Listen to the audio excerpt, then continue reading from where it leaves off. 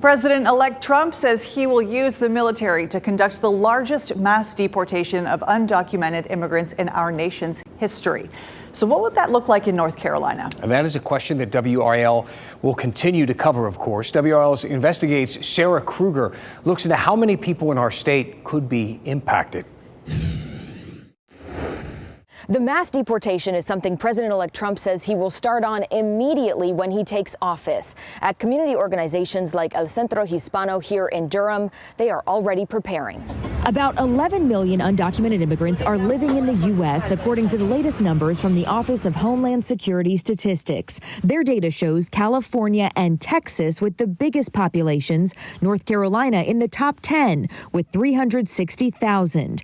The Migration Policy Institute found within our state, Wake and Durham are close to the top in terms of numbers of undocumented immigrants. Some of them are served by nonprofit El Centro Hispano. We hope for the best, but are going to prepare for the worst.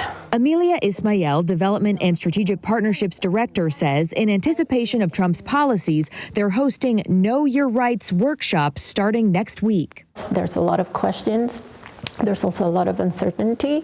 One big point of uncertainty, what could happen to mixed status families where kids are citizens but parents are not, leading to difficult emotional conversations. Just leave all their affairs in order so somebody can take care of their children, and a designated person can take care of their children, because otherwise the children might be put in foster care.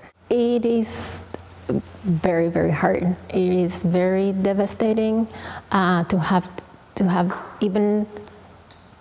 to plan for these scenarios. The Migration Policy Institute gives more information about the undocumented population in North Carolina. The majority are from Mexico. Many have lived here a long time, 19% for 20 or more years. 68% of those who are workforce age are employed.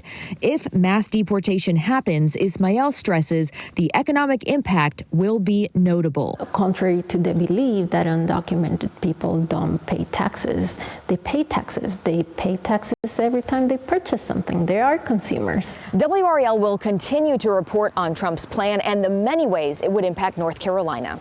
Sarah Kruger, WRAL News, Durham. And as we look at the numbers, according to the Department of Homeland Security, 13% of the 62 million Latinos in the U.S. are undocumented.